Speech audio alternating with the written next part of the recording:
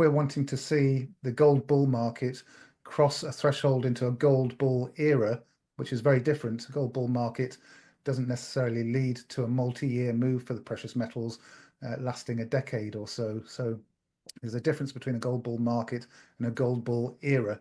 Gold bull era occurred in the 1970s, and it occurred in the period between 2000 and 2012. If we want to see that, then we need to see the gold-silver ratio breaking to the upside through this critical resistance level.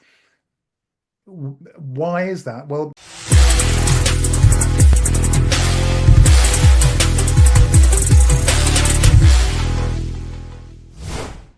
welcome back to Metals and Miners. I'm its founder and its host, Gary Bohm. Today we have a wonderful discussion lined up. We're fortunate to have with us Kevin Wadsworth. He's the co-founder of North Star Bad Charts. Kevin was a military meteorologist who for the last 15 plus years has taken his charting and predictive talents and has been applying them scientifically to forecast market movements. And that's why we brought him here. You can see many of his charts for free on X and all of his charts through his website, northstarbadcharts.com. Kevin, welcome back to Metals and Miners. Thank you for joining us today. Hey, Gary, it's a pleasure to be here. Thanks for inviting me on. Yeah. Well, let's begin with a look back on 2024 from an economic market perspective. What surprised and shocked you? What fell right in line with expectations? And what are you expecting moving into this year, 2025? I suppose one of the surprises, Gary, was a little bit how poor the performance of silver was in many ways. We saw gold following our expectations to a T, really. If you go back through my posts on X, and I'm sure some of our website members are watching this as well, will know what our expectations were just over a year ago with gold breaking out above $2,000. So we set the target for that, and we set the expected timeline to reach that target, and that was pretty much bang on. So there were no. What was your target? It was 2,700. 27 to 28 is what we said. Yeah. When it broke out from that level, it's just above $2,000. So we highlighted 27 to $2,800, and we just fell slightly shy of $2,800. So we were happy with that forecast and the timing, the time that it took to get there. So there were no surprises with what happened with gold, but perhaps a little bit of a surprise with just how much silver lagged gold's performance. Looking back at how that progressed, we can see the gold-silver ratio and its reluctance to break to the downside, and that's a particular focus at the moment. The gold-silver ratio is at a critical crossroads right now, and something that many people don't realize, Gary, and I'll say this straight off the bat, if we are wanting to see a capital rotation event, if we're wanting to see the gold bull market cross a threshold into a gold bull era, which is very different. A gold bull market doesn't necessarily lead to a multi-year move for the precious metals lasting a decade or so. So there's a difference between a gold bull market and a gold bull era. Gold bull era occurred in the 1970s, and it occurred in the period between 2000 and 2012. If we want to see that, then we need to see the gold-silver ratio breaking to the upside through this critical resistance level. Why is that? Well, it's because if we do not see the gold-silver ratio breaking upwards from here, that implies that it's going to be rejected at this level and move down. If that happens, then it also implies that the stock markets are going to be fine and that the Russell is going to be doing well, and silver in particular performs well when the Russell does. So what we're saying here is that in order for a capital rotation event to occur, we'd need the stock markets to encounter serious problems and serious issues. It's part of the confirmation that a capital rotation event is taking place. One of the key elements of that is the gold-silver ratio, I beg your pardon, the gold to SPX ratio breaking to the upside. That cannot and will not happen without stock markets falling substantially, and that would be happening on an upwards break of the gold-silver ratio, not a downwards move. So that maybe goes against some people's expectations and some people's preconceptions, but that's all part and parcel of the explanation for why silver is continuing to disappoint many people.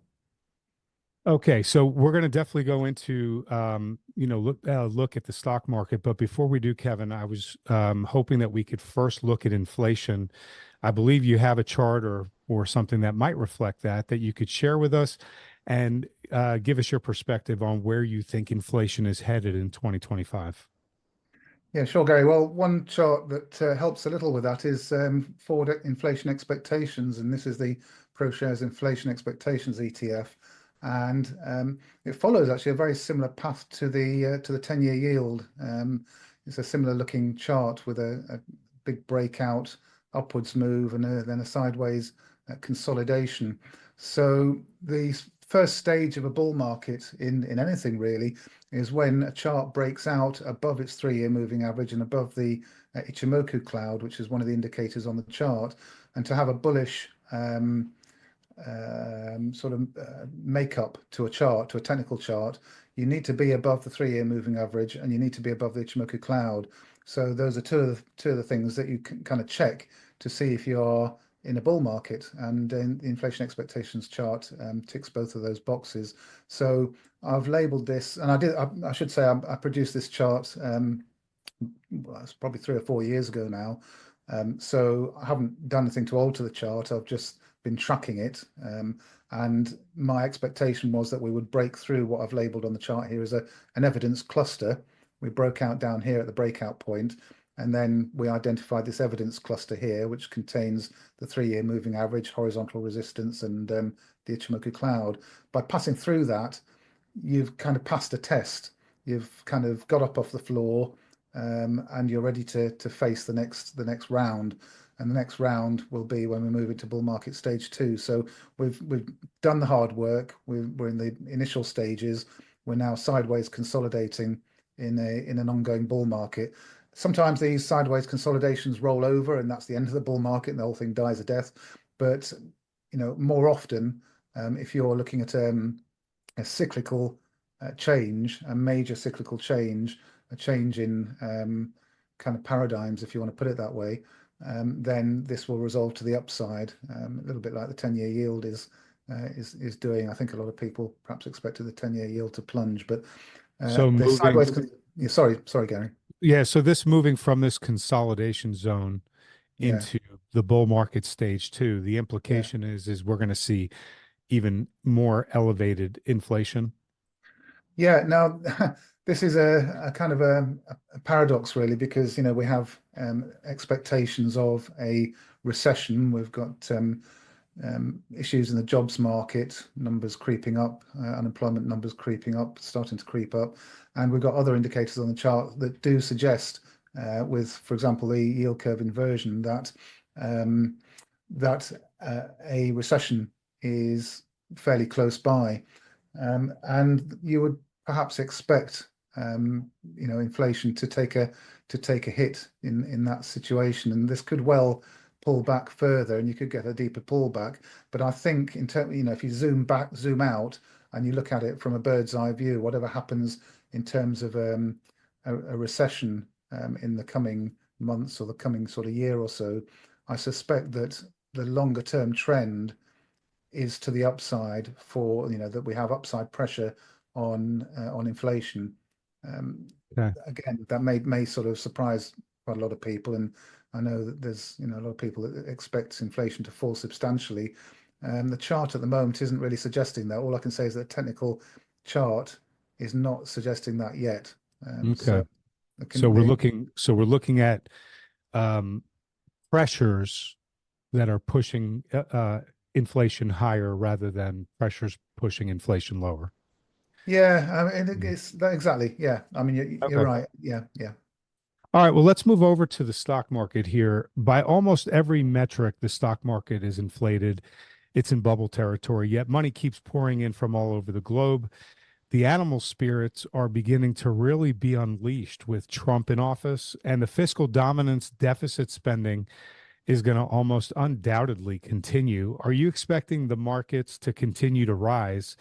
And does this make a future correction even more, risky, in the sense that the longer the markets continue to rise, the bigger the future correction becomes? Yeah, so I this is a chart that I did on X a few days ago, and this is for the Nasdaq. And when you look at the Nasdaq chart, from many perspectives, many points of view, it is stretched. It is at a very high level. With there's a lot of sort of indications when you start looking at the breadth, for example, that there's underlying weakness. So the Nasdaq has moved to um, well over 20,000 where it is now. I forget the exact number, but the Nasdaq has had a very strong, long upside run.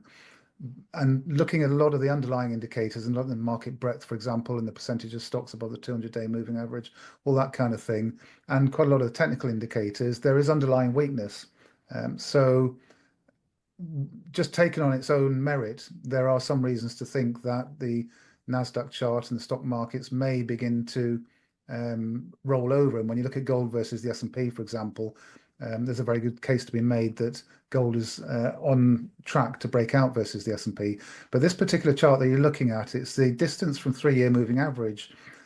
So the black line is showing you how far we are stretched from the 3-year moving average on the Nasdaq.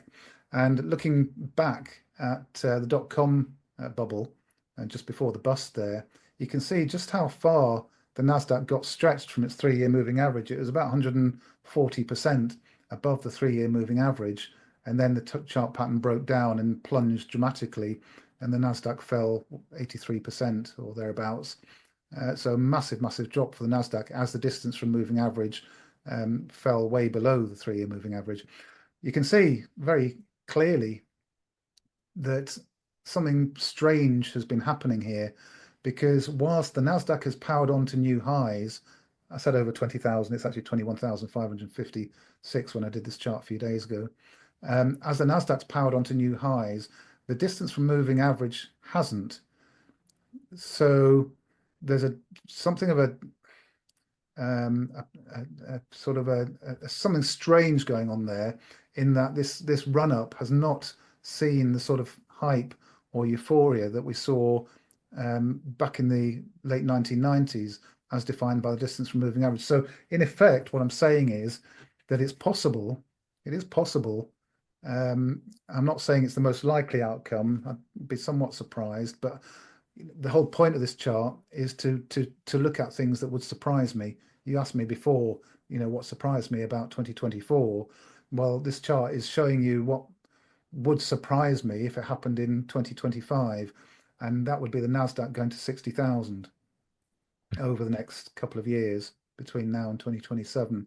So, but you have to acknowledge the fact that if we were to stretch the distance from moving average as far above as it did in 1999 to 2000, then the Nasdaq would be at approximately 60,000 in approximately 2 years' time, and that would Very surprise interesting. me. Okay. So at But this point, based on where the Nasdaq is versus the 3-year moving average, you're not actually too worried of there being a significant correction on the horizon. well, look, the Nasdaq, before we have to start worrying about anything, any of that at all, the Nasdaq chart itself needs to break down, and it has not broken down. Hasn't broken below support. It hasn't broken below the Ichimoku cloud. It hasn't broken down below key moving averages. So the Nasdaq chart is absolutely fine. As we sit here now talking about it, there's no problem with the Nasdaq, and we can carry on being bullish on the Nasdaq until the chart breaks down. Is There, the yeah. is the Nasdaq turning negative important or necessary for your capital rotation event to occur, Kevin? Yes, it's essential. Yeah, yeah, because gold will not break out versus Nasdaq and the S&P convincingly without the stock markets breaking down substantially. That evidence comes from stock markets in the late 1920s, 1930, the 1970s, and the early 2000s. All of those were capital rotation events, and on every occasion, well, we know what happened to the stock markets on all those. Is the stock market turning down the Nasdaq, the S&P? Is that the last piece in your capital rotation expectation? It is, yeah. It's the final piece of the jigsaw puzzle.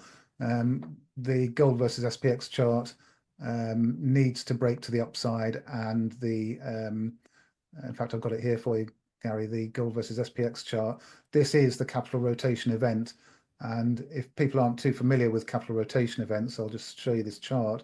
They occur when capital rotates away from stock markets towards precious metals. And excuse me, I'll just expand the scale on this chart, putting it on the log scale for you so that it makes a bit more sense.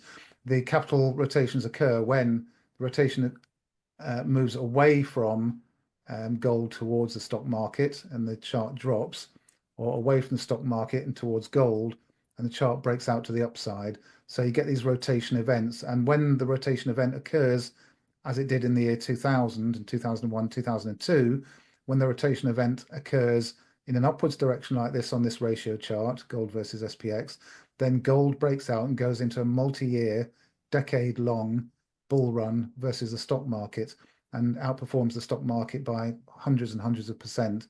And the stock market goes nowhere for a decade. So we had the rotation taking place in the opposite direction in 2012, 2013. We broke below support, and that was when the confirmation was, the technical confirmation arrived that the gold bull market was over, and the general equities bull market was in full swing. So from 2013 all the way through to today, the general equities bull market has been in full swing. But what you'll notice is that really since 2018, 2017, even going back to 2015, really, this chart has gone pretty much sideways. You can probably take it back to, about 2018, and we're at a very similar level on this ratio chart. So for 7 years, gold has performed equally as well as the S&P. And that's just stage one in the rotation process. Stage one is to halt the decline, and then stage two is to actually break out into an uptrend. And when that happens, when we break through this level here between 0.47 and 0.5, once we break through that technical level, we will then be in a gold bull era where precious metals outperform the stock market for probably a decade. Okay. And you think, based on this chart, it looks like it's telling you that it could happen within the next 2 years. Yeah. Well, if this chart holds, it would happen by, within a year, sort of February, March of 2026. This table here shows you the evidence for a capital rotation event. Okay. So for a capital rotation event to happen, and this is what happened in the 1970s, it's what happened in the early 2000s. Gold breaks out versus money supply. It breaks out versus DXY, CPI, PPI, currency in circulation, the equal weighted SPX, the New York Composite Index, the Dow Jones, the Wilshire and the Russell, the SPX and the NASDAQ. And all of those boxes have turned red except the final two. So gold has broken out versus all of these things except SPX and NASDAQ. And I've added these 4 additional boxes at the bottom which relate to the stock market. And when they turn red, the SPX will have broken down versus money supply, the US dollar index, CPI, and currency in circulation. So it's really all hinging on the stock market now. As I say, the SPX and the NASDAQ, these other stock indices have already succumbed to the pressure of gold, and they've already broken down versus gold. So I'm sure when you see those breaking down, you'll come back onto Metals and Miners and give us that update that everything has broken down and that we are now moving into the precious metals bull market. Let's move over to gold for a moment here, Kevin. It's been rising. It's been breaking out in every currency around the globe. What are you expecting for gold moving forward? Yeah, well, it's a perfect time to be recording this, Gary, because look at that. I've put 2,767 as the breakout level on that critical resistance line. We've got 1, 2, 3 confirmed touch points on that critical resistance line in 1980, 2011, and right now. It's why we've been hesitating at this level. And if I just pop this chart onto the candle chart and we just zoom in, you can see what's happening right as we speak. Okay, so, and I'll zoom in onto the weekly time frame so you can get a little bit more granularity. And in fact, I'll go in right and close onto the daily time frame, and you can see what's been going on. We were building out what was starting to look like a bullish wedge pattern. I kind of expected it to come down and test the 2,500 level just to give it a picture perfect kind of look. But nevertheless, we've broken out and we are, or have just had a weekly close, just about to have a weekly close by the looks of it, just fractionally above the 2,700, what did I say, 2,767 level. But it's not convincing yet. You can see we had a weekly close, sorry, a daily close above it previously. So I want to wait for the monthly close, wait till the end of the month, which is not very far away now. And if we get a convincing monthly close above that level that I've marked there, call it 2,770, if we can get closer to 2,800 on a monthly close, then that would start to look more convincing. And in that scenario, when you sort of do a Fibonacci extension, the next major Fibonacci extension, using that high, that low, this high over here, takes it to 2,000. Beg your pardon, takes it to 3,600. So if we get a clear and convincing break above this sort of high 2,700s, 2,800 area, then 3,600 is in play, and that would probably take silver to the target area of around $50. I think the silver chart is the next one. Yeah, let's move over to Take a silver. look at. Yeah, so if we do get that move to 3,600, then I would fully expect this to hit the upper portion of the target area. Last time we spoke, I explained that this arc pattern that we're developing is just a handle on a much bigger cup and handle pattern that goes back all the way to the 1970s. But so the handle pattern has not broken. no, the handle pattern's intact and fine. It's been guiding us up. I mean, you know, as you can see, I put this chart out there back in 2020 when we had the COVID low down here, and it's been guiding us up very nicely ever since. So there's no downside break of the pattern. It's still continuing to do, you know, the roadmap is still continuing to guide us to the target area. So you know, it starts to look a little bit like a scenario where the gold silver ratio moves down from here to, I think it would be around about 72 on the GSR if we move to 3,600 gold and $50 silver. So that would mean a pullback on the gold silver ratio, and then probably a very strong upside move after that in a capital rotation event. But you know, should that gold silver ratio break out, and it's showing some signs of doing that at the moment, then that calls into question whether these 3,600 gold and $50 silver is going to be reached now. That would call into question, you know, bring into focus the idea that this, you know, comes all the way back down to 28 or so. Maybe gold comes down to 2,500 and the stock markets begin to pull back more severely. But I'll say it again, no, you know, nothing is really going to happen dramatically, and nothing is confirmed for a gold bull era without a capital rotation event. And a capital rotation event will not happen without the stock markets going through some sort of major trauma. So, you know, the moves in the metals, whatever they are, down to 28 or up to 38, you know, in the coming weeks, they're just minor little bumps along the way compared to what will happen when we get the capital rotation event and when gold breaks out versus the S&P. Okay, so you know, I understand what you're saying here, and you know, there really is no evidence right now that there's any rollover in the market's going to be taking place anytime soon. Animal spirits are being unleashed. Fiscal dominance is the you know, the effort of the day. So there's a lot of foreign investment starting to come back into the United States. So can you see a crack up boom where everything is moving higher together, maybe where silver hits this target area, gold hits, you know, close to your 3,600, the NASDAQ and the Dow continue to rise, everything rises together before maybe we have some kind of event that takes everything down at that point? There's absolutely nothing to say that that isn't happening at the moment. There's nothing to say that that can't happen at the moment. We look at cryptocurrencies, for example, and Bitcoin is on the cusp of a very important upside breakout, and it's on the cusp of another important upside breakout versus gold. and the stock markets are capable of moving significantly higher based on their distances from moving average. And gold and silver are showing no major concerning signs on their charts either, all of which point to what you just said there, the potential for some kind of crack up boom where everything just goes through the roof. So if we Yes. have a crack up boom, Kevin, where everything just keeps going up, up, up, and it may happen for, 6 months, it may happen for 2 years, we don't know. What happens with the gold and silver miners? They've been kind of a conundrum here. Are they fairly valued? Are they undervalued? We hear a lot that they waste capital too easily. We also hear it's their fault that share prices are too low relative to the metal prices.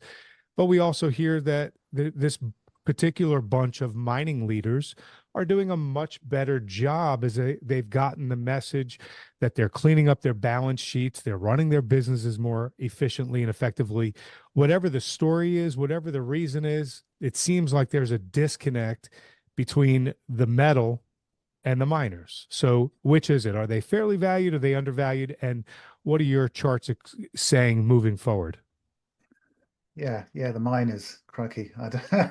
Where do you start with the miners? Well, what I can say about the miners is that they, over long periods of time, the indices perform very badly versus the metal. There are periods where the indices like the GDX, GDXJ, SIL, SILJ, and HUI, those sort of indices, they have periods in precious metals bull markets where they outperform. But for the vast majority of the time, the metal is outperforming the miners. Now, there are exceptions to that, of course, and as you just alluded to there are individual mining companies that are, for whatever reason, very significantly outperforming the indices. I did a podcast for our members today where I looked at comparing all the miners in GDX versus GDX itself. So you can do ratio charts of all the individual companies versus the index, and also versus gold and versus silver. And that quickly, sort of weeds out the good stuff from the bad stuff. And you end up with maybe half a dozen, maybe 10 companies that are outperforming the GDX and are outperforming gold and are outperforming silver. So there are companies out there that are doing that. But as a whole, the miners have not broken out versus the metal yet. GDX is not outperforming gold, and the indices like GDX and there's one called the ASA index, which is exactly the same as GDX but goes back 50 years. It's a gold and silver mining index that goes back 50 years, and that has not broken out versus SPX yet. So what I'm trying to say is that there's no need to have any fear of missing out here. There's no need to feel panic because someone says on social media this mining company has just gone up by 100% or something, because we've still got headwinds. We still haven't seen the capital rotation event happen. Some of the miners do well when gold breaks out versus CPI, and that happened a while ago, and some of the miners reacted to that. You can see that in the GDX here. When gold broke out versus CPI, GDX went from 31 to 43. We identified the target there. We hit the target, and now we're pulled back and we're consolidating. The next trade on this won't happen until we get above that initial target line, and then we focus our attention to the next target. But so that particular trade is done, finished. For long-term holds. I'm sorry, Kevin, are you believing that during the capital rotation event or after the capital rotation event is initiated that the miners are going to benefit from that? Absolutely, yeah, 100%. So some of the miners react when gold breaks out versus, breaks out versus CPI. The majority will react and respond extremely well when gold breaks out versus the S&P. So that capital rotation event defined by gold breaking out versus the S&P is when the miners will really, catch fire. Okay. All right. So let's move over to platinum. You and I were talking about this a moment ago before we started filming. President Trump revoked former President Biden's executive order that set a target of 50% of new vehicle sales by 2030 as having to be electric vehicles. So that's no longer on the table. With that being the case, and an expected uptick in hybrid vehicle sales, have you been taking a hard look at platinum And what are your charts saying about that? Yeah, sure. So platinum is one of those that people like to talk about quite a lot, and I've seen over the years, a lot of people saying accumulate platinum, accumulate platinum. Well, there's a lot of opportunity cost in doing that. You can see that this is the platinum chart here. I'll just zoom out a little bit for you. You can see the last big bull market between, well, let's say 2000 and 2008 there. Interesting that the bull market in platinum ended in 2008 and did not continue to move to new highs in 2009, 10, and 11 like gold did. It was just finished after that run. Maybe because it wasn't a monetary metal. Well, also because it broke the technical chart patterns. So from my point of view, I don't look at the reasons other than observing the fact that the chart broke down through support and broke down below the 3-year moving average, and that from a trading and investor's point of view, that's it. You're out waiting for the next breakout. So the pattern that's built since then has been one of a very significant drop, of course, from well over $2,000 to well under $1,000, somewhere around about $700 or less at one point. And then more recently, something of a sideways grind for 10 years. So having money in platinum for the last decade has just been a total waste of time, because it's all the time inflation is eating away at everything, and platinum's going nowhere. So all you have to do is ignore the stories, ignore the narratives, ignore what people are saying, and wait for it to break out. Just simply wait for it to break out. I don't care much for what Trump is or isn't doing, or what he has or hasn't said, but once I get the proof, then I'll be on board. I'll react to it. I'll respond to it. But also you have to look at platinum versus gold, because if this chart breaks out above this breakout area, above this dotted line, this declining dotted line here, that's a breakout. So platinum could then move from 1,000 to 2,000, so a double. But look at the time frame there: 2025, 2026, 7, 8, 9. So you're only talking about a double over that period of time, which brings you to platinum versus gold. Why on earth would you touch platinum with a 10-foot pole if it's not outperforming gold? And in order to be in a bull market versus gold, it needs to be above the 3-year moving average, above the breakout line, and above the Ichimoku cloud. If it's not, then it's not in a bull market. Okay, you can go to the left-hand side of the chart to see what a bull market looks like. Breaks out above the moving average, above the Ichimoku cloud. If I drew a resistance line on there, you'd see it broke out above that resistance line. That's a bull market. That's what a bull market looks like. That is not looking like a bull market at the moment, is it? So platinum versus gold is still in a very well-defined bear market. So forget platinum, hold gold until the chart breaks out. And that's the simplicity that technical charts bring to trading and investing. You can completely ignore the narratives, ignore the stories. There have been so many stories about platinum over the years, catalytic converters and all sorts of use cases for platinum. But if it's not outperforming gold, then forget it. Well, that's a fair point. So, okay, so earlier we were talking about AI data center build-outs and the energy required for AI needs. It's astronomical. The amount of energy needed to run an AI-based search versus a Google-based search is something on the order of magnitude around 8 times more. There must be trillions and trillions of annual searches, and that's just part of the AI needs. So the energy needs are explosive, with natural gas being so plentiful, so available.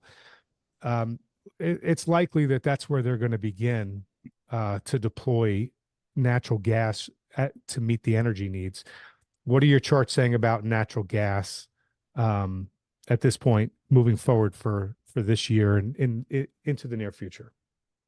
Yeah, sure. I mean, natural gas has been going nowhere for quite a long time. It's from several years ago, back in sort of 2007, 8, 9, when it was up at 13 on the chart here, $13 per now you go. I'm going to have to struggle to interpret that scale there. Thermal units, isn't it? I don't know what the stands for, but it's to do with the thermal units.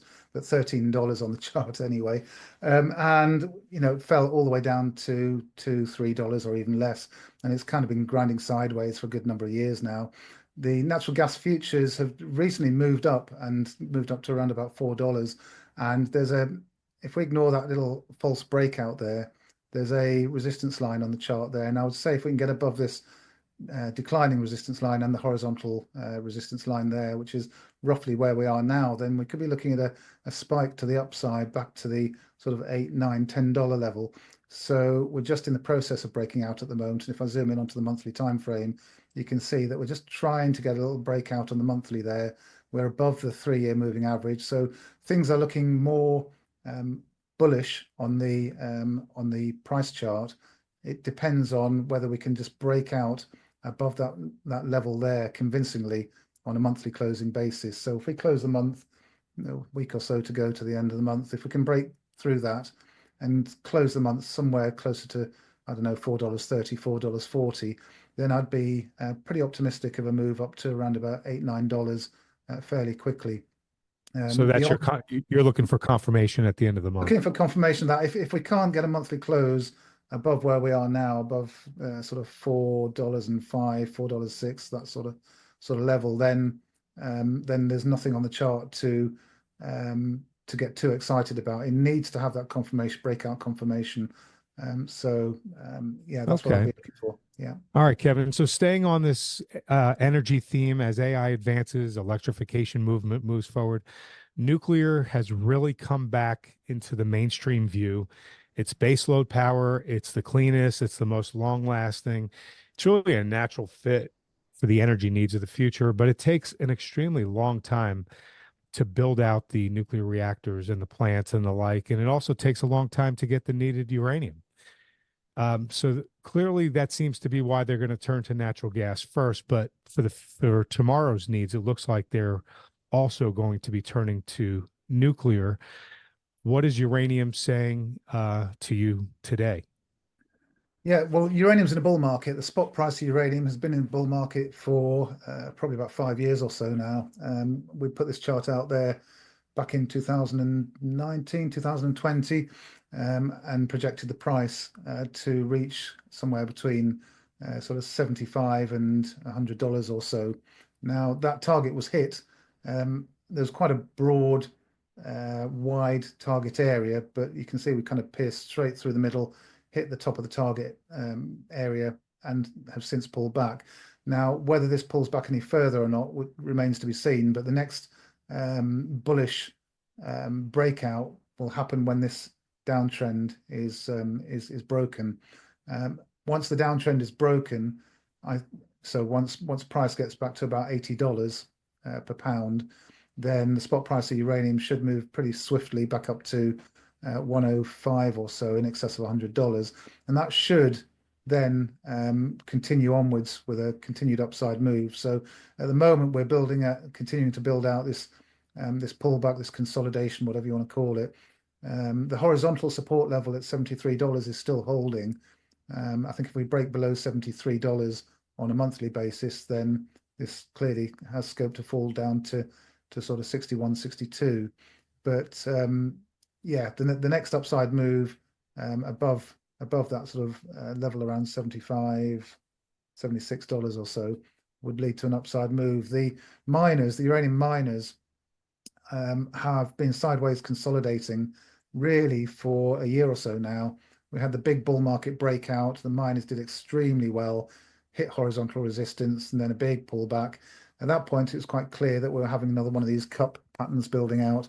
And I should say that these cup patterns, they're really just another way of representing a whole load of other different technical charting methodologies. You know, Stan Weinstein with his stage analysis. You can talk about the Wyckoff accumulation patterns. They're all the same. They're all different languages for saying the same thing. And this cup and handle idea, these arcs that you see on my chart, they're all part of the same explanation for what's happening with prices. They're all part of the cyclical nature of price behavior on certain technical charts. Not all charts behave this way. You can't just stick an arc on any chart and hope the price is going to follow it. But when you get something like a 3-year moving average and the Ichimoku cloud moving up in sync with the edge of the arc, that gives you added confidence. So the forecast, when we issued this chart again back in 2020, was for the arc to guide the price up towards the target area and eventually to in excess of 100 on the URA chart. It's currently at 30, 31. Any strong breakout above 32 should set us up for this target to 50 to 65. So long story short, we're bullish uranium as long as the price remains above the 3-year moving average. Okay. All right. So let's talk about something a little different. You have a risk matrix that you've developed that highlights where and when past black swan type events have occurred, and to help show where we are now relative to those past events. It's designed, as far as I know, to help us become aware of present circumstances as it relates to past events and to be able to better prepare ourselves for a potential similar risk situation that could unfold. So I'd like to revisit this, see where we're at, and get your viewpoints on what risk level you see us at right now. Yeah, sure. So this came out of the analysis of the yield curve inversion. The yield curve inversion just shows us what the 10-year yield minus the 2-year yield is doing. So this is the 10-year yield minus the 2-year yield in the US. And when the 10-year yield is higher than the 2-year yield, when it's a bigger number, you end up with a positive. You might have 4% minus 2%, or 4 minus 2 gives you 2. So you'll be up at 2 on the chart here. So usually that's the case. Usually the 10-year yield is a higher number than the 2-year yield, as you might expect. Forward inflation expectations tend to be more than they are currently if you're in a relatively low inflation environment. So that's all good, but there are occasions when the curve goes below the zero line, and the zero line is that red line there. And there are occasions when it drops below that line because the 10-year yield minus the 2-year yield is a negative number. Okay, so in other words, the yield on the two-year is greater than the yield on the 10-year. You're getting a greater rate of return. So that's fine. But when the yield curve uninverts and you go back above the zero line, then something strange happens. And I'm not an economist, so I'm not going to pretend to explain in terms of detailed economics, but I'm just going to put on the chart here for you the recession indicator. And just by simple observation, you don't have to be Einstein to work out that when the yield curve uninverts, these green periods appear on the chart soon afterwards. And these green periods are the recessions, US recessions.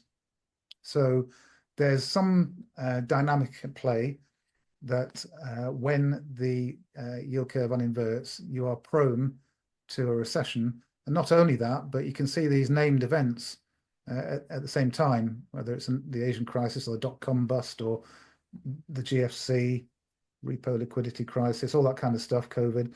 They coincide with these uninversions, these interactions of the chart with the red line.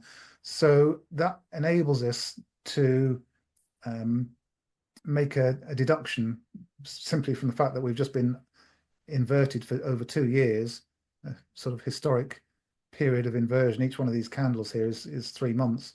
So that very deep and long-lasting inversion is just uninverted. We're positive again on the chart. So I've put these question marks on the chart there because I've got this sort of premonitions of impending doom based on the technical chart evidence, which takes us to the risk matrix you're talking about, the likelihood of an event happening and the impact of it if and when it happens. So we have, in my assessment, a high likelihood of a high impact event heading our way as a result of the evidence, not just from this chart, but from the other charts that that we've discussed. And I just moved this out of the way so it didn't get in the way, but I'll show it to you again. This is part of the evidence, part of the reason why that black check mark is in the top right-hand corner of the matrix, showing us a significant risk of some sort of market or geopolitical event. And that ties in with the capital rotation evidence as well, which suggests that the S&P and the NASDAQ are the next ones to fall. So if we're saying that they're the next ones to fall because all of the others have already, and we're looking at this evidence here, it's starting to give us a picture of something coming our way. And that's simply what that risk matrix is telling us. Yeah, I appreciate you going through that. I think this is an important picture for everyone to keep in mind. And I think the last time we went through this, you didn't have the recession blocks up there. So that really paints the picture that, once you uninvert and you start moving out of that circle, it's clear that there's been recessions that have followed that. So here we are, we're now on the other side of that inversion. And we'll see when we exit that circle what is ahead of us. So I think it's important for everyone to just be cautious and paying attention, despite the fact that animal spirits are very high and everybody's feeling euphoric. So Yeah, exactly. And that sort of euphoria, and you have to detach yourself a little bit. And again, this is where technical charts are very useful. Detach yourself a little bit from the narratives and the stories and the memes and the things that you see on social media. And, you hear about something that President Trump has said, or, something that's something to do with cryptocurrency. At the top of a market, you'll get things like, well, Trump coin, fart coin. right. You get some meme coin that's going up by 1,000%. These are all things that they don't happen in the depths; they happen at the peaks. So, we're looking. Personally, if you were to sort of, force my hand to sort of say exactly what I think is, what we're staring at here. We're staring at, the final phase of this particular cycle in terms of the stock market. Bitcoin, if we can just get Bitcoin to break out versus gold, it's at a horizontal resistance level at the moment, that would take us into this final sort of euphoric phase for the cryptocurrencies. This is something that's missing at the moment, actually, because the altcoins haven't broken out versus Bitcoin. And that kind of feels like that bit's missing at the moment. And that's one piece of evidence that makes me think that there's more to come for cryptocurrencies, altcoins, and stock markets and tech stocks in particular. It feels like there's unfinished business, which could be done in the next couple of months. We could have 2 or 3 crazy months, and that would seal it beautifully for me. I really appreciate you sharing all these charts. You could unshare if you'd like right here. This has been a fantastic conversation.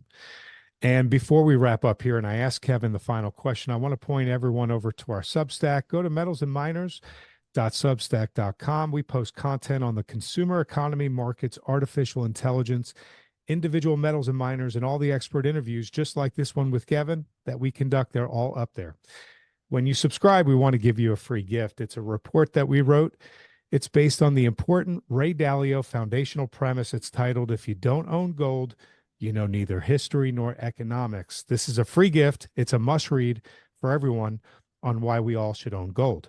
For our premium subscribers, we just launched the Inner Circle. It's a rotation of 2 to 3 monthly in-depth, expert written analyses and insight reports into either the broader metals and miners markets or into a deep dive into a specific metal or a specific miner. They're written by the same experts that you see interviewed on this YouTube channel. We've had 2 reports already out there. Both of them are on silver. They're very important reads. If you haven't, go check them out. So head over to metals&miners.substack.com, put in your email address to subscribe for free, get that gift. Also, I'm positive that you've enjoyed the conversation with Kevin as much as I have. Please let him know. Hit the like and subscribe button and leave a comment below the video. All right, Kevin, it's time for what I call our lightning round. We talked about this earlier. I'm going to ask you to rank a few assets as a buy or a sell by giving them a score of a 1 to 100, with 100 being an extreme buy and a 1 being an extreme sell, and then just give one sentence as to why you take that position. Okay? Okay, we've got a time frame here. Buy or sell over what time frame for a profit Well, in a week, profit in a year? Well, for the next couple of months, we'll say. Okay. Okay. For the next quarter. Scale 1 to 100, is gold a buy or a sell? Scale 1 to 100 for gold. It's right on the breakout level at the moment. I'm going to have to say 80. 80. And is that because technically it's on the breakout level? I would give it 100 if it was just a little bit more convincing on the breakout at the moment. Could get rejected, could move back down to that 2,500 level. but certainly long term, over the next year or two, it's a 100. Okay. 1 to 100 are the gold miners, a buy or a sell. Right now, 40, Okay. And why is that? because they're not outperforming gold. Once they start to outperform gold, I'm in there. But once they break out versus gold, until then, it's gold all the way. Okay. 1 to 100 is silver, a buy or a sell. I would say also 40, 30, 40. Yeah, silver or silver miners. Silver. Silver. Yeah, okay, so that's going to be higher. That's going to be about 75. That's Okay. going to be And 75 because it's inside the arc that I showed you on the chart. It's got an upside target of anything up to around 50. Silver's Mhm. looking good. There's no particular reason to be concerned about it at the moment. It's in a bull market. So yeah, silver's looking Okay. good. And silver miners, you're putting those around 35. Yeah, got to be lower because they haven't broken out versus silver. So it's silver's my preference until they break out. Okay. Copper, 1 to 100. That's below 50, somewhere around about 40 at the moment. Okay. Reason being, until it breaks out above $4.75, it continues to be in a sideways consolidation. In addition to that, it hasn't broken out versus gold, so it's got to be below 50. Gold all the way in preference to copper until that breaks out as well. Okay. And uranium. Uranium, that's probably a little bit higher than copper. I would put that somewhere around 55 or 60. I would have it higher than that, but the uranium miners have not broken out versus gold yet. So they are in a sideways consolidation pattern versus gold. So the theme of my scoring there is it's gold all the way until those various items break out on the ratio charts versus gold. So it's much more heavily gold at the moment. The second any of those break out, then you're going to go 70 or 80, 90 on your scores. Okay, understood. All right. So your preference, you're really doing a comparison of gold versus every other asset. Yeah, Is it it's worthwhile got to hold? Is it worthwhile to hold another asset versus gold? If not, then just hold gold. 100%. Make it easy for yourself. Price everything in gold. Look, we're in a gold bull market. Everybody listen to this. Get this in your mind. We are in a long-term gold bull market. Until that changes, don't price stuff in dollars, price it in gold. So if you want to buy platinum, is it beating gold? No, don't buy platinum. You want to buy copper miners? Are they breaking out versus gold? No, don't buy them. Just follow that methodology and you can't go far wrong. Outstanding. Outstanding. Kevin, thank you for coming on to Metals and Miners, for being so generous with your time, analysis, and ideas. It's always fantastic to spend the time with you. Would you summarize? Well, I would say you just did. You just summarized your views. So let everybody know where they can learn more about your work and how they can connect with you. Yeah, sure. So if you want to know when all of those things do break out versus gold, and when it is time to go bonkers buying the miners, gold, silver miners, uranium miners, and everything else, then you can find me on X. It's at North Star Charts, and you can also find myself and Patrick Karim at northstarbadcharts.com. I'll have all that information up on the screen. There'll be links that you can click through to get over to both X, to you guys, as well as to your website. I've been following Kevin for several years. I've had him on the show a couple of times. He's a very important follow. You should listen to these guys, check out their charts, listen to the technical analysis. It's another piece to the puzzle that's very important. Again, Kevin, look forward to having you back on sometime soon. Thanks for being here with us, and everybody else, thanks for watching. Cheers, guys. Everyone over to our Substack. Go to metalsandminers.substack.com. We post content on the consumer economy, markets, artificial intelligence, individual metals and miners, and all the expert interviews, just like this one with Kevin that we conduct. They're all up there. When you subscribe, we want to give you a free gift. It's a report that we wrote. It's based on the important Ray Dalio foundational premise. It's titled, "If You Don't Own Gold, You Know Neither History Nor Economics." This is a free gift. It's a must read for everyone on why we all should own gold. For our premium subscribers, we just launched the Inner Circle. It's a rotation of 2 to 3 monthly in-depth, expert written analyses and insight reports into either the broader metals and miners markets or into a deep dive into a specific metal or a specific miner. They're written by the same experts that you see interviewed on this YouTube channel. We've had 2 reports already out there. Both of them are on silver. They're very important reads. If you haven't, go check them out. So head over to gary.substack.com. Put in your email address to subscribe for free. Get that gift.